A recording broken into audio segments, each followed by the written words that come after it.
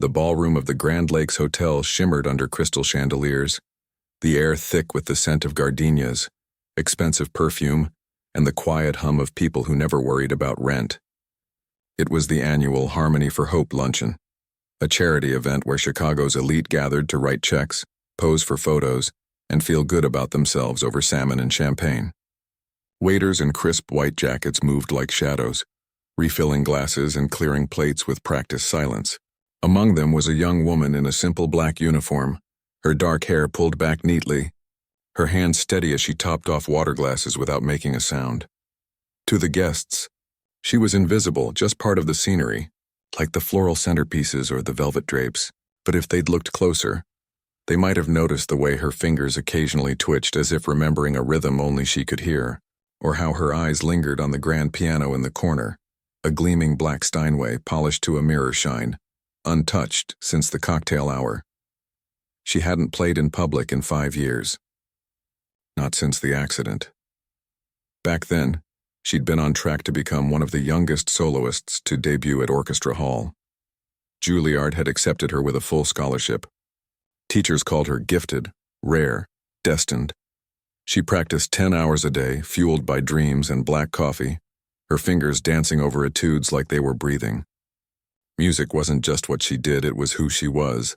But one rainy night, everything changed. A distracted driver ran a red light. Her car spun, rolled, stopped. She walked away with bruises and a fractured wrist, but the real damage was hidden. Nerve trauma in her left hand. The doctors said she might never play at a professional level again. The conservatory offered support, but the pressure was unbearable. Every missed note felt like failure. Every rehearsal, a reminder of what she'd lost. She dropped out quietly, packed her sheet music into storage, and took whatever work she could find. Waitressing, cleaning offices, folding laundry at a hotel. The piano became a luxury she couldn't afford. Not in time, not in money, not in heart. Still, she never stopped listening. She'd hum melodies while scrubbing floors, tap rhythms on bus windows, imagine concert halls in the echo of subway tunnels. Music never left her. It just went quiet, like a song on pause. Now she worked events like this one not for the tips, but because being near music, even as a spectator, kept something alive inside her. She never touched the instruments, never asked to sit in on sound checks. She just watched, listened, and remembered. Her real reason for taking this job, though, wasn't the proximity to music. It was her younger sister, bright, ambitious, studying engineering at a state university on a partial scholarship. Tuition was rising. Books were expensive, and her sister refused to take out more loans. So she worked double shifts, saved every penny, and sent what she could each month with a note that always read, "Proud of you. Keep going." Today was especially important.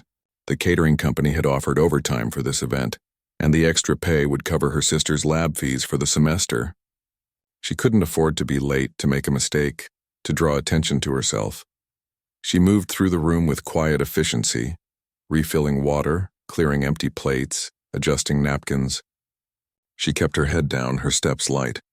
She knew the rules: be seen, not heard. Serve, don't speak. Smile, but not too wide. Near the piano, a group of guests laughed loudly.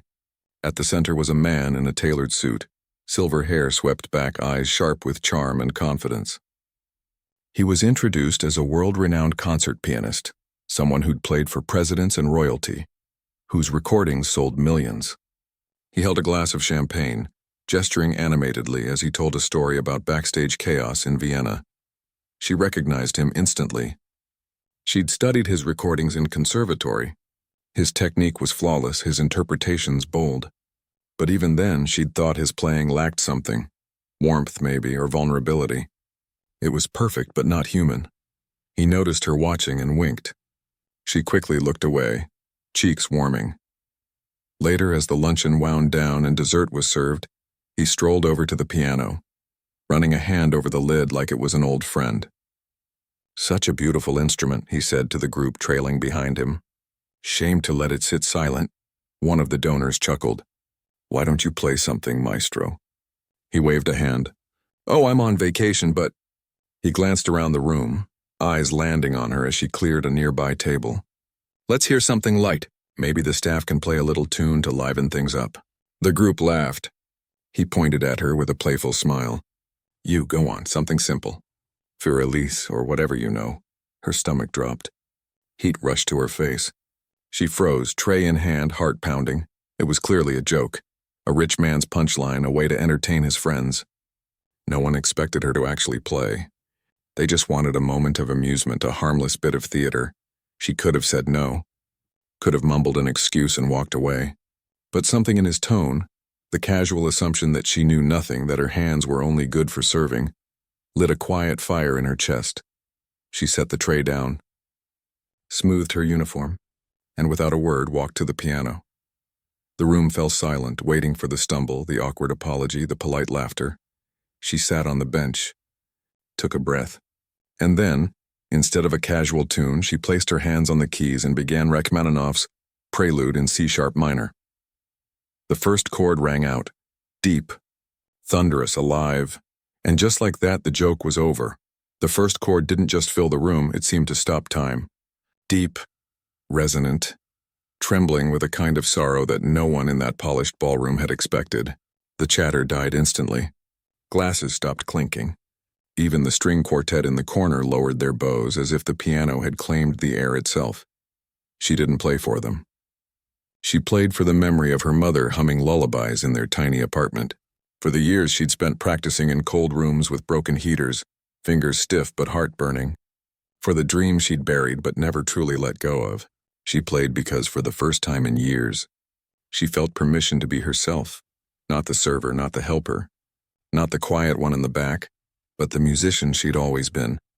Even in silence, her hands moved with a kind of quiet certainty, as if they'd been waiting for this moment all along. The Rachmaninoff Prelude wasn't just a showpiece, it was a storm, a prayer, a confession. And she gave it everything, not to impress, not to prove a point, but because the music was still inside her, buried, yes, but never gone. The famous pianist stood near the piano, arms crossed, smirk still lingering, until the music reached the middle section, where the left hand pounds out a relentless, grieving rhythm while the right sings a melody full of longing. That's when his expression changed. His shoulders tensed. His eyes narrowed, not in judgment, but in recognition. He'd heard thousands of pianists play this piece, but he'd never heard it sound like this, like someone was telling their whole life in a single song. The guests who'd been laughing moments before now sat frozen, some with hands over their mouths, others blinking back tears. An elderly woman in the front row closed her eyes and tilted her head back, as if the music were sunlight on her face.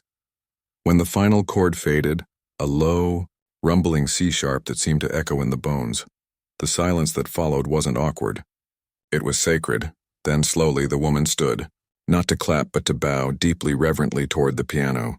One by one others followed. Not with loud applause, but with quiet nods, with hands pressed to hearts, with tears that no one tried to hide. The famous pianist didn't move. He just stared at her, pale, speechless, as if he'd just witnessed something he didn't have the language to describe. She stood slowly, smoothing her uniform, and walked back toward the service area. She didn't look at him, didn't smile. She just stepped back into the shadows like she was returning to her place in the world. But he followed. Wait, he called out, voice rougher than before. She stopped but didn't turn. He walked up beside her, not too close. Who are you? She met his eyes.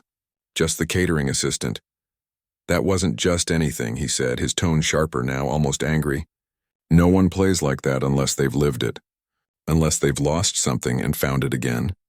She didn't answer right away. She glanced past him, at the glittering crowd, the chandeliers, the world that had never needed to wonder where their next meal was coming from. People change, she said simply. Sometimes life doesn't let you keep the things you love. He studied her face, the calm in her eyes, the quiet strength in her posture. He'd spent his whole life reading musicians, spotting fakes, calculating talent. But with her he saw nothing but truth, and that unsettled him more than any rival ever had. Before he could say more, his publicist appeared, whispering something about a donor waiting to speak with him. He nodded stiffly, then turned back to her. Don't leave yet, he said. I want to talk to you after the event. She didn't promise anything. She just gave a small nod and disappeared into the kitchen. The rest of the luncheon passed in a blur for him. He shook hands, smiled on cue, accepted praise for keeping classical music alive, but his mind was elsewhere. Every time he heard the clink of silverware, he flinched because it wasn't her sound. It wasn't real. Hours later, when the last guest had gone and the staff began cleaning up, he found her in the hotel's service courtyard, sitting on a metal bench beneath a flickering street lamp. She wasn't crying. She wasn't angry. She just looked tired. He sat beside her, not too close. "I owe you an apology," he said. She looked at him, surprised. "For what?" "For treating you like a punchline." She was quiet for a moment. "You didn't know?" "That's no excuse." He ran a hand through his hair. "I've spent my life chasing perfection. But what you played today, it wasn't perfect. It was human. And that's rarer," she nodded. "Music isn't about getting every note right. It's about saying something true." He turned to her. "Why did you stop?" She looked down at her hands, calloused now from scrubbing trays and folding linens, not from hours on ivory keys. "I got hurt. Not just my hand, my confidence. My belief that I belonged in that world." He didn't offer empty sympathy. Didn't say "I'm sorry" like it was a reflex. Instead, he asked, "Do you miss it?" She smiled faintly. "Every single day." They sat in silence for a while, listening to the distant hum of the city and the soft clatter of dishes from the kitchen. For the first time in years, he didn't feel like a legend. He just felt like a man who'd forgotten what music was really for. The next morning, she expected to be let go. After last night, things would be awkward. Too personal. Too strange. But instead, a note was slipped under her apartment door before sunrise. It read, "The practice room at the Lincoln Park Arts Center is empty at 10 a.m. If you're willing, I'd like to hear you play again. No audience. No expectations." She stared at the paper for a long time. It wasn't a job offer. It wasn't a grand gesture. It was an invitation back into the light. She took it. And though neither of them knew it yet, that quiet morning in an empty room would be the beginning of something neither fame nor fortune could buy. Something real, something rare, something that would leave everyone stunned all over again. The practice room at the Lincoln Park Arts Center was small and unassuming. Tucked behind a hallway of dance studios and pottery classes, sunlight streamed through tall windows, dust motes dancing in the beams like tiny notes suspended in air. The piano, a well-worn Steinway baby grand, sat in the center, its lid open, keys slightly yellowed with age. It wasn't glamorous. It wasn't famous. But it was honest. She arrived 10 minutes early, heart pounding, hands tucked deep in her coat pockets. She hadn't played in front of anyone in 5 years. Not since the accident. Not since she'd packed away her sheet music and told herself music was a luxury she could no longer afford. But here she was. He was already there, sitting on a folding chair near the window, a thermos of coffee in hand. He didn't stand when she entered. Didn't offer a grand greeting. He just nodded, like they were two people meeting for the first time. Not legend and staff, not performer and audience. "You came," he said. "I almost didn't. I'm glad you did." She walked to the piano, ran her fingers lightly over the keys. They felt familiar yet foreign, like an old friend you haven't seen in years. She sat, took a breath, and played a simple Bach prelude, just to test the waters to see if her hands still remembered. They did, not perfectly. There was a slight tremor in her fourth finger, a hesitation in the left hand where the old injury still whispered its warning. But the music was there, clear, steady, alive. He listened without moving. When she finished, he didn't clap. He just said, "Play something harder." She chose Debussy's Clair de Lune. Slower than most, more spacious. She let the silences breathe, let the harmonies linger. This wasn't about speed or precision. It was about feeling. When the last note faded, he stood and walked to the piano. "You didn't just stop playing," he said quietly. "You stopped believing you were allowed to." She looked down. "It's not that simple, isn't it?" He leaned against the piano, arms crossed. "You think because you stepped away you lost your right to return? Music doesn't work like that. It's not a club with a membership list. It's a home, and it's always waiting." She didn't answer, but something in her chest loosened just a little. Over the next few weeks, they met every Tuesday and Friday at 10. No audience, no recordings, just two people and a piano. He didn't teach her. He didn't critique. He just played with her, Sometimes duets, sometimes taking turns, sometimes sitting in silence while she worked through a difficult passage. He learned she still practiced at night, alone in a borrowed community center room, using a silent keyboard so she wouldn't disturb her neighbors. She learned he hadn't played for pleasure in years, only for concerts, only for critics, only for the next review. "I forgot what it felt like to play just because it hurts not to," he admitted one morning. One day he brought sheet music, Mozart's Sonata for 2 pianos. "We should try this," he said. She hesitated. "I haven't played with anyone since conservatory." "Then it's time." They started slowly, stumbling over entrances, missing cues. He laughed when he flubbed a run. She smiled when her hands finally found the rhythm. It wasn't perfect, but it was joyful. After that, their sessions changed. Less solo, more together. They played Schubert, Brahms, even a little Gershwin. He began to notice things. The way she shaped a phrase like a storyteller, how she'd hold a chord just a fraction longer to let it ache. "You don't just play notes," he said once. "You play the spaces between them." She started to believe him. Then came the invitation. A small historic library downtown was hosting an intimate concert series. No press, no critics, just music lovers. He'd been asked to perform. Instead, he proposed a duet. "I want you to play with me," he said. She froze. "In public?" "Just 30 people. All friends of the library. No reviews. No recordings." She shook her head. "I'm not ready." "You've been ready for 5 years," he said gently. "You just needed someone to remind you." She didn't say yes right away.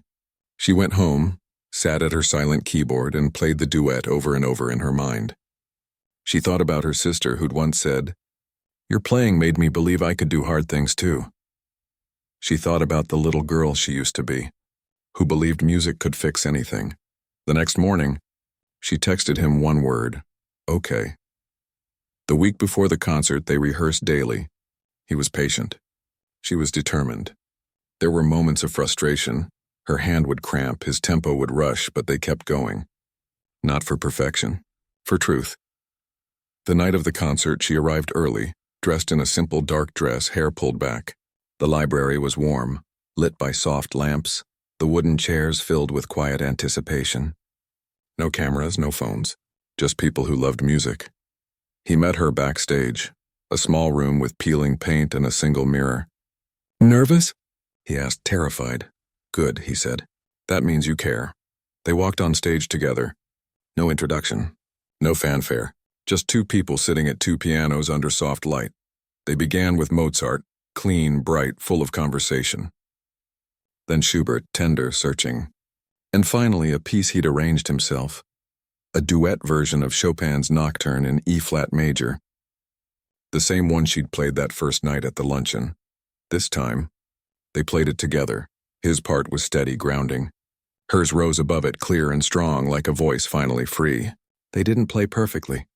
He rushed a passage. She missed a chord. But they listened to each other, adjusted, stayed together, and in that imperfection, there was something more beautiful than any flawless performance. Trust. When the last note faded, the room didn't erupt in applause. They just sat in silence, as if afraid to break the spell. Then, slowly, one by one, people began to stand, not out of politeness, out of reverence. Afterward, an elderly man approached her, eyes glistening. "My wife used to play that nocturne for me every anniversary," he said softly. "Thank you for bringing her back to me tonight." She didn't know what to say. She just nodded, tears in her eyes. Later, as they walked out into the cool night air, he turned to her. "You see? You never really left." She looked up at the stars, then at him. "Maybe I just needed someone to believe I was still here." He smiled. "I don't just believe it. I hear it." And for the first time in 5 years, she let herself believe it too. But peace never lasts long in a world that loves drama. Because while they were rebuilding something real, someone else was digging into her past, and what they found would threaten to tear it all apart before it even had a chance to grow. The quiet rhythm they'd built felt like solid ground. After the library concert, life didn't change in dramatic ways. No headlines, no sudden fame. But something inside her had shifted. She no longer flinched when she passed a piano in a shop window. She didn't change the channel when classical music came on the radio. Most importantly, she started believing that her music still mattered, not because it was perfect, but because it was honest. He too seemed different. The sharp edges of his public persona had softened. He canceled a high-profile gala performance citing personal commitments and instead spent afternoons at the practice room, not rehearsing for critics, but playing for the sheer joy of it. One day, as they worked through a tricky passage in a Brahms intermezzo, he said, "I used to think music was something you conquered. Now I think it's something you return to, like an old friend who never stopped waiting." She smiled. Maybe that's why it hurt so much to walk away. Their sessions became more than just playing. They became a space where two people, each carrying their own kind of silence, learned to speak without words. He told her about the loneliness of life on tour, the hotel rooms that all looked the same, the applause that never filled the emptiness. She shared how hard it was to watch her sister struggle with student loans while she served canapes to people who spent more on a handbag than her monthly rent. One rainy Tuesday, as they took a break, he asked, "Why did you really stop? Was it just the injury?" She stirred her tea, eyes down. "The injury was bad, yes, but it was the shame that broke me. My teachers acted like I'd failed them. My peers whispered that I'd given up too easily. I started believing I didn't deserve to be in that world anymore." He was quiet for a long time. Then he said, "You know, I once played Carnegie Hall with food poisoning. Vomited backstage, came out, played the whole program. They called it dedication. I called it fear. Fear of what? Of being ordinary. Of being forgotten." She looked at him then, not as the famous pianist, but as a man who'd spent his life running from his own humanity. "We're not so different," she said softly. He nodded. "Maybe that's why your playing hit me so hard. It wasn't polished. It was real." As the weeks passed, they began talking about doing something more, not for fame, but for meaning.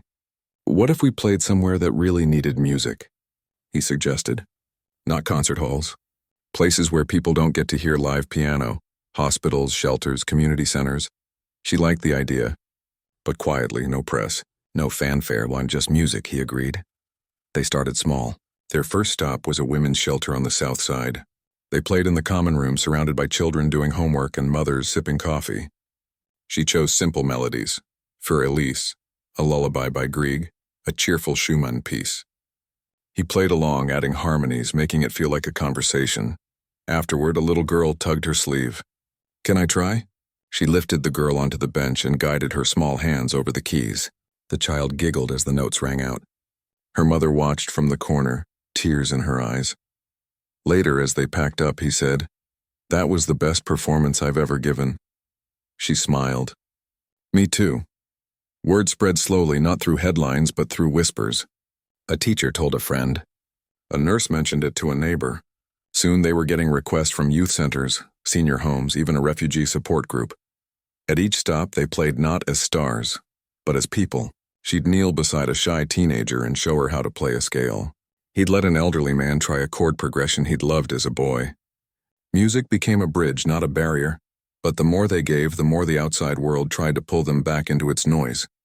It started with a blog post.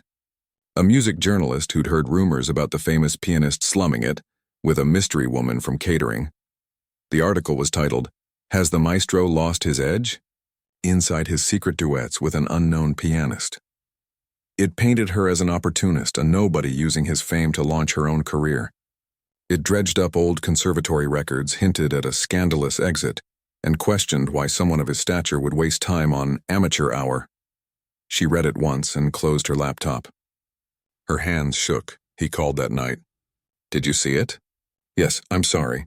I should have been more careful." "It's not your fault," she said softly. "But it's going to scare people off. The centers, the schools, they won't want controversy. They'll see the truth," he said firmly. "But will they?" she asked. "Or will they just see a headline?"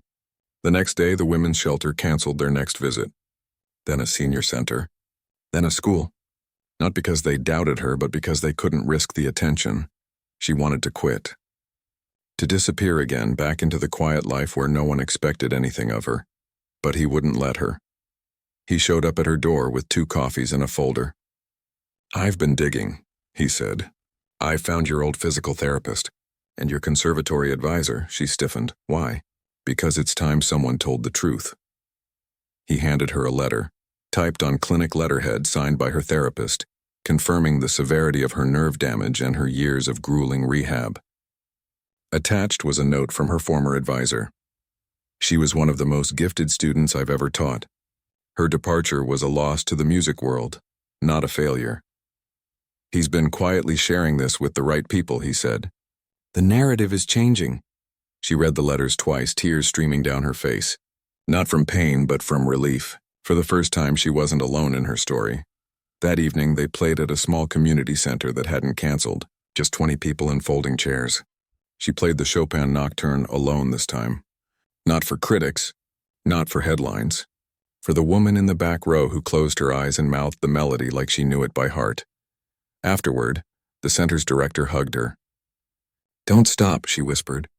The world needs this, she didn't answer. But as she walked out into the night hand in hand with him, she knew she wouldn't, because music wasn't about fame. It wasn't about perfection. It was about showing up even when you're scared, even when the world tries to tell you you don't belong. And for the first time, she was ready to keep showing up. The quiet momentum they'd built began to feel like solid ground. After the letters from her therapist and former advisor surfaced, the tone of the conversation shifted. A few music blogs published follow-ups, this time with empathy, not suspicion. A respected critic even wrote a piece titled, The Cost of Silence, Why We Must Listen to the Quiet Voices. It didn't go viral, but it reached the right people. The community centers that had canceled started calling back, apologizing, asking if they'd still come.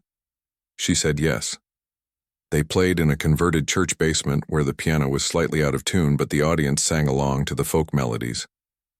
They played in a youth shelter where a teenage girl stayed after to ask how to play just one song for her little brother. They played in a senior home where an old man with dementia tapped his foot the entire time, and his daughter whispered, He hasn't moved like that in months. Each performance was small, imperfect, deeply human. And with every note she felt herself stitching back together, not the prodigy she'd been, but the woman she'd become. He, too, seemed lighter. He stopped checking his phone during rehearsals. He laughed more, real laughs, not the polished ones he used for interviews. One afternoon, as they packed up after a school visit, he said, I think I forgot how much I loved this. Not the fame, just the sharing, she smiled. Music was never meant to be locked behind velvet ropes. No, he agreed. It was meant to be passed hand to hand like bread. But just as they began to believe the storm had passed, a new one gathered on the horizon. It started with an email.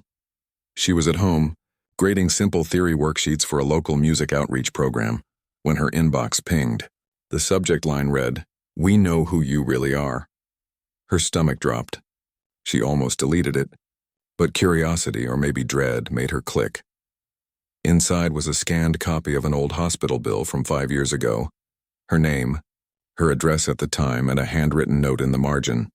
Payment declined. Patient discharged against medical advice. Attached was a second document, a conservatory disciplinary report, heavily redacted, but clearly referencing her unauthorized absence and failure to meet performance standards. At the bottom, a single line, You think you fooled him, but the world remembers. She sat very still. Her hands went cold. This wasn't speculation. This was someone who dug deep, into medical records, into sealed school files. Someone with access, someone who wanted her gone. She didn't tell him right away. She stuffed the email into a folder and went to bed, but sleep wouldn't come. Every creak of the building sounded like a threat. Every shadow felt like a warning. The next morning, he called. You okay? You seem quiet. I'm fine, she said, voice tight. He didn't push, but he knew. That afternoon, as they rehearsed in the practice room, he stopped mid-phrase. Talk to me, she hesitated. Then she pulled out her phone and showed him the email. He read it slowly, his expression darkening. When he looked up, his eyes were sharp, focused, not angry, but determined. This isn't random. Someone's targeting you. Who would do this? He paced the small room, running a hand through his hair. My manager has been furious since I canceled the tour. He thinks I'm throwing away my legacy for a sentimental hobby. He paused. But this feels personal. She wrapped her arms around herself. What if they leak it? What if it gets worse? They won't, he said firmly. Because I'm not letting them.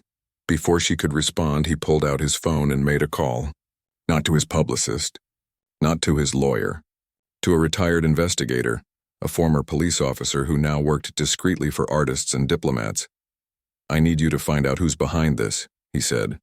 Quickly she wanted to protest, to say it wasn't worth the trouble. But the look in his eyes stopped her. This wasn't about protecting his reputation. It was about protecting her. 2 days later, the investigator called back. It wasn't the manager. It was someone closer, a former student of her old conservatory mentor, the same professor who'd pushed her relentlessly and later implied she'd given up too easily. This former student had built a small but vocal online following, positioning himself as a guardian of classical purity. He saw her return not as redemption, but as a threat to the integrity of the art form. He believed she'd exaggerated her injury to escape pressure, and now she was using the famous pianist for fame. Worse, he'd contacted several major music publications with evidence of her deception. He's planning to publish a full exposé tomorrow, the investigator said. Photos, documents, even old voice recordings from conservatory critiques. She felt sick. What do we do? That night, instead of rehearsing, they met in the practice room with the investigator and a trusted journalist, a woman known for ethical reporting and deep integrity. They laid out everything: the medical records, the therapist's letter, the timeline of her recovery, even bank statements showing years of odd jobs to cover bills. The journalist listened without judgment. Then she said, "If I publish your side first, with proof, it takes away his power. But you'll have to go public fully." She looked at him. "I don't want this to be about me." "It already is," he said gently. "But it doesn't have to be about shame. It can be about truth." She thought about the kids at the shelter who'd asked for her autograph, the elderly woman who'd said her playing brought back her husband, the little girl at the hospital who'd giggled at the sound of the piano. This wasn't just her story anymore. "Okay," she said. The next morning, before the exposé could drop, a new article appeared in a respected cultural magazine, titled "The Truth Behind the Silence." It told her story in full, with documents, with dates, with dignity. It didn't ask for pity. It asked for understanding. By noon, the narrative had flipped. The would-be exposé still came out, but it was drowned out by support. Musicians she'd never met posted messages of solidarity. Former classmates shared their own stories of pressure and pain. Even the conservatory issued a public apology. But the real victory wasn't online. It was that afternoon, when a school they'd played at weeks ago sent a video. 20 children playing a simple duet they'd taught them, recorded in their music room, dedicated to her. She watched it 3 times, tears streaming down her face. He found her in the practice room that evening, sitting at the piano, not playing, just resting her hands on the keys. "They saw you," he said softly. She nodded. "Not the scandal, not the past, just me." He sat beside her. "You know what my grandmother used to say? The strongest music isn't the loudest. It's the one that keeps playing after the world tries to silence it." She looked at him. "I think I'm ready to keep playing." He smiled. "Then let's give them something worth listening to." And for the first time, she didn't just believe she belonged in the music world, she knew she always had. The truth, once spoken, has a way of clearing the air. After the article went public, the noise didn't vanish overnight, but it changed. The angry comments slowed. The rumors lost their teeth. And something unexpected happened. People started reaching out not with suspicion, but with stories of their own. A young violinist wrote to say she'd almost quit after a harsh critique. But reading about the journey gave her courage to keep going. A retired teacher shared how she'd hidden her love of piano for decades, afraid she wasn't good enough. Even a few former conservatory students contacted her privately, thanking her for giving them permission to speak their own truths. She didn't reply to all of them, but she read every message, and for the first time, she didn't feel like an imposter in the world of music. She felt like part of a quiet, resilient chorus, people who loved the art more than the applause. He noticed the shift in her, not just in her playing, though that had grown freer, bolder, but in the way she carried herself. She no longer ducked her head when entering a room. She met people's eyes. She even started accepting small invitations to speak at music workshops, not as a star, but as someone who'd walked through fire and kept playing. One rainy afternoon, as they rehearsed in the practice room, he stopped mid-phrase and said, "I've been thinking. We've been playing for others. What if we made something just for us?" She looked up from the keys. "Like what?" "A recording. Not for labels. Not for charts, just a document of this time. Of us." She hesitated. "I've never recorded anything. Neither have I, not like this. No edits, no retakes. Just two pianos and the truth." She thought about it. Thought about the hours they'd spent in this room. The mistakes they'd laughed off, the silences that spoke louder than notes. "Okay," she said. "But only if we do it somewhere quiet. Somewhere that feels like home." He smiled. "I know just the place."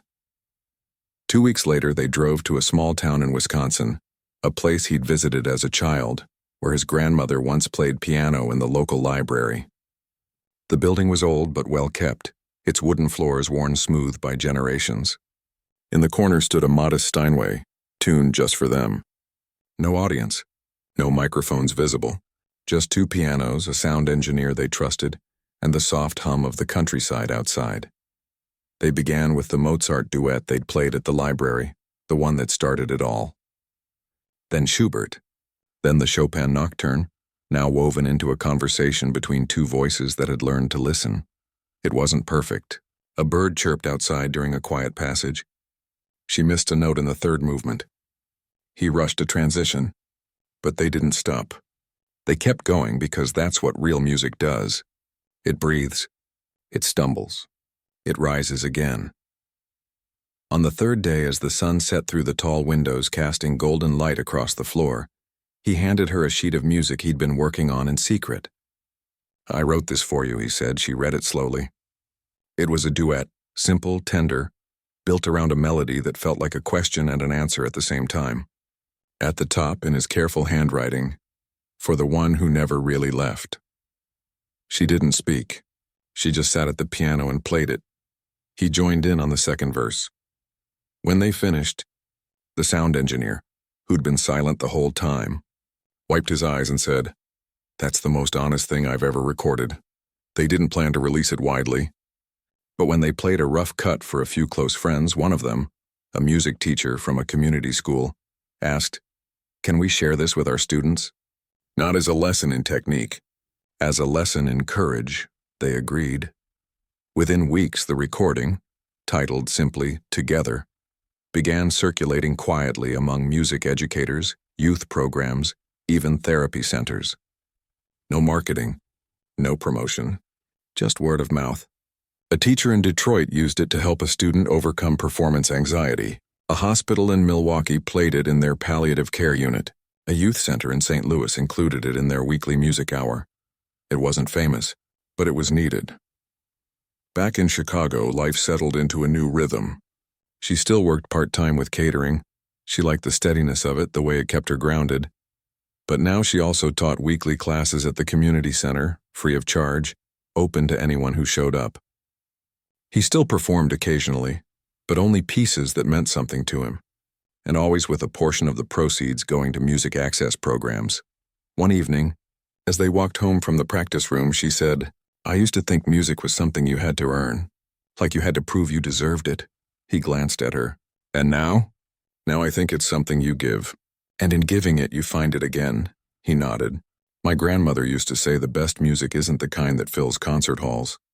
It's the kind that fills empty spaces with hope, with memory, with connection." She smiled. "She sounds like she knew what mattered." "She did," he said. "And so do you." They didn't talk about the future in grand terms. No talk of world tours or record deals, just small plans. A performance at a children's hospital next month, a workshop for teen musicians, maybe even starting a small scholarship for students from underfunded schools. But the biggest change wasn't in what they did, it was in how they saw themselves. She was no longer the woman who'd walked away. He was no longer the legend chasing perfection. They were just two people who'd found each other in the silence between the notes and decided to keep playing. And in that choice, they'd already won.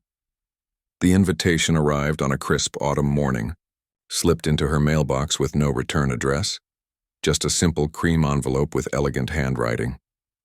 Inside was a single card. You are cordially invited to perform at Orchestra Hall a private evening. For those who listen with their hearts. At the bottom, in smaller print, no press, no recordings, just music. She stared at it for a long time. Orchestra Hall, the very stage she'd dreamed of as a student, the place she'd believed would be her debut before the accident, before silence. The thought of returning there, not as a ghost of her past, but as herself, sent a wave of nerves through her. But beneath the fear was something else, readiness. He'd arranged it, of course. Not as a grand comeback, not as a spectacle, but as a quiet homecoming. He'd convinced the hall's director, a longtime friend, to open the space for one night. For an audience of 50, music teachers, community leaders, students from the programs they'd visited, a few former critics who'd once doubted her, and the elderly woman who'd bowed that first day at the luncheon. No expectations, he'd told her when he called. Just play what feels true. She spent the next 2 weeks preparing, not practicing endlessly, but listening. She played through pieces she loved, discarding those that felt showy, keeping only the ones that carried meaning. She chose Chopin's Ballad No. 1, not for its difficulty, but for its depth. It was a piece about longing and resilience, about beauty born from struggle. It felt honest. The night of the concert, she arrived early, dressed in a simple dark dress, her hair loose for the first time in years. Orchestra Hall was breathtaking. Gilded balconies, velvet seats, the famous acoustics that made every note feel like it was wrapped in gold. But she didn't feel small. She felt seen. He met her backstage, calm and steady. Nervous? A little. Good, he said, smiling. That means you care. They didn't speak much after that. There was no need. They'd said everything in rehearsals and late-night talks and the quiet understanding that had grown between them. When it was time, she walked onto the stage alone. No introduction, no applause. Just her, the piano, and a room full of people who'd come not for fame, but for feeling. She sat, took a breath, and began. The first notes of the Chopin Ballade unfolded like a story, tender at first, then swelling with emotion. Her hands moved with quiet confidence, not hiding the slight tremor in her left pinky, not masking the places where she'd had to relearn how to shape a phrase. This wasn't the playing of a prodigy chasing perfection. It was the playing of a woman who'd lived, lost, and returned. Halfway through, a memory flashed. Her younger self, practicing this same piece in a cold dorm room, dreaming of this very hall. She'd imagined applause, flowers, a future written in gold. Now she realized the real gift wasn't the stage. It was the chance to share something true. When the final chord faded, the silence was so complete she could hear her own heartbeat. Then slowly, the elderly woman stood. Not to clap, but to bow, just as she had that first day. One by one, others followed. Not with cheers, but with reverence. A young boy in the front row wiped his eyes. A music teacher held her student's hand tightly. Even the critics sat still, as if afraid to break the spell. Afterward, in the quiet hum of the emptying hall, a teenager approached her. She was from the youth shelter they'd visited months ago, shy, quiet, always lingering after class to ask questions. I started practicing every day after I heard you play, she said softly. I want to be like you. She didn't know what to say, so she just hugged the girl and whispered, keep playing. That's all that matters. Later, as they walked out into the cool night air, he turned to her. You didn't just play a piece tonight. You gave people back a piece of themselves. She looked up at the stars. I just played what I felt. That's the rarest thing of all. They didn't go to a fancy dinner. They went to a small diner down the street, the kind with checkered tablecloths and strong coffee. They sat by the window watching the city lights flicker on.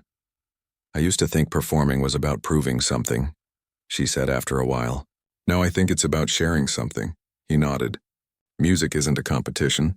It's a conversation, she smiled. And tonight people listened. Back at her apartment, she didn't sleep right away. She sat at her old upright piano, the one with the slightly sticky E key, and played the Chopin Ballade again softly, just for herself. This time there was no audience, no pressure, no past to outrun. Just her and the music, finally at peace. The next morning, a package arrived at the community center where she taught. Inside was a framed photo from the concert. Her at the piano, eyes closed, lost in the music. On the back, a note in his handwriting, not a comeback, a continuation. She hung it in the practice room where her students could see it. That afternoon, a shy boy of 10 came in for his lesson. He'd been struggling with confidence, always afraid of making mistakes. He saw the photo and asked, "Is that you?" She nodded. "Did you ever mess up?" "Every day," she said. "But I kept playing." He thought about that. Then he sat at the piano and played his scales, slowly, carefully, without fear. And in that moment she knew. This was why she'd returned. Not for the stage, not for the applause, but for this, for the quiet ripple of courage passing from one heart to another. Later that week he called. "There's a school in the mountains that's never had a live piano performance." They asked if we'd come. She didn't hesitate. "When do we leave?" Because the music wasn't finished. It never would be. As long as there were people who needed to hear it, who needed to feel it, who needed to believe they weren't alone, it would keep playing, and she would keep playing with it. Years passed. Not with fanfare, but with small, steady moments, the kind that don't make headlines but build a life. The orchestra hall concert became a quiet legend in certain circles, not for its brilliance but for its honesty. She never became a global star. She turned down record deals, declined invitations to international festivals, and politely ignored agents who promised fame. Instead, she kept teaching at the community center, now expanded into a modest nonprofit with a proper name, the Open Key Project, a place where anyone, regardless of background or ability, could learn music without fear. He, too, changed his path. He still performed, but only when it meant something.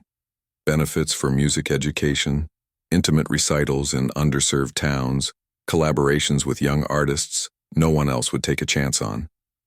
He used his influence not to climb higher, but to lift others up.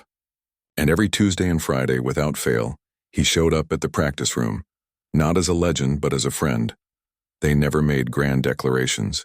There were no press releases, no staged photos. But over time, people noticed. They traveled together, shared an apartment above the community center, and always played duets at the end-of-year recitals. It wasn't romance in the way movies show it. It was partnership, built note by note, silence by silence, choice by choice. One spring morning, as cherry blossoms drifted past the windows of the practice room, he handed her a sheet of music. It was handwritten, slightly smudged with coffee stains in the corner. At the top, in his familiar script, "For the one who taught me to listen." She read through it slowly.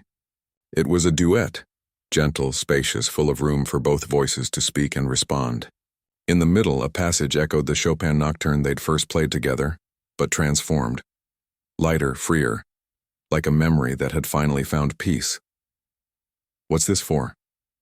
she asked. He smiled. "For tonight." That evening, the community center hosted its annual spring recital.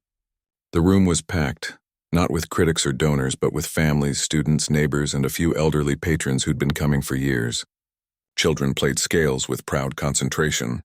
Teenagers performed pieces they'd chosen themselves, some classical, some pop. One even a song they'd written about their dog. When it was time for the final performance, they walked on stage together, not in formal wear, but in simple clothes like everyone else. No introduction, no spotlight. Just two pianos and two people who'd learned that music wasn't about perfection. It was about presence. They began to play. His part was steady, grounding, like a hand reaching out in the dark. Hers rose above it, clear and strong, like a voice that had finally found its song. They didn't play flawlessly. He rushed a transition. She missed a chord. But they listened to each other, adjusted, stayed together, and in that imperfection, there was something more beautiful than any flawless performance. Trust. When the last note faded, the room didn't erupt in applause. They just sat in quiet reverence, as if they'd been let in on something sacred. Then slowly, a little girl in the front row stood up and clapped. Others joined. Parents, teachers, students, until the whole room was filled with warm, steady applause. Not for fame, not for technique, but for truth. Afterward, as they packed up, a young man approached her. He'd been one of her first students, a shy teenager from a refugee family who'd barely spoken English when he started. Now he was studying music at university. "You changed my life," he said simply. She shook her head. "You changed your own." "I just handed you the keys," he smiled. Still, thank you. Later, as they walked home under a sky streaked with sunset, he stopped beneath the old oak tree where they'd sat that first night after the luncheon, both lost, both hurting, neither knowing what would come next. Do you ever wonder what would have happened if I hadn't made that joke? He asked. She looked at him. I used to. But now I think maybe it wasn't the joke that mattered. Maybe it was what came after. The listening. The showing up. The choosing to believe in each other. He nodded. I thought I was giving you a chance that night. But really, you gave me one. They stood in silence for a while, watching the city lights flicker on below. The world kept spinning. Headlines came and went, trends rose and fell, fame faded. But here, in this quiet corner of Chicago, something real had taken root. Back at the apartment, she placed the new duet on the piano stand. He made tea, and without a word they sat down and played it again, just for themselves, just for the joy of it. In the years that followed, they never stopped. They played in schools, in hospitals, in village halls across the countryside. They mentored young musicians, funded scholarships, and kept the community center open through grants and small donations. They never sought the spotlight. But their music reached farther than either of them imagined, not because it was perfect, but because it was human. And sometimes on quiet Sunday mornings, visitors to the practice room would hear two pianos playing through the open window, sometimes in harmony, sometimes in playful disagreement. Always together, people would stop, listen for a moment, and walk on with a little more hope in their step. Because the most stunning things in life aren't the grand gestures or the flawless performances. They're the quiet choices to keep showing up, to keep playing even when the world tries to silence you. And in that choice, they found everything.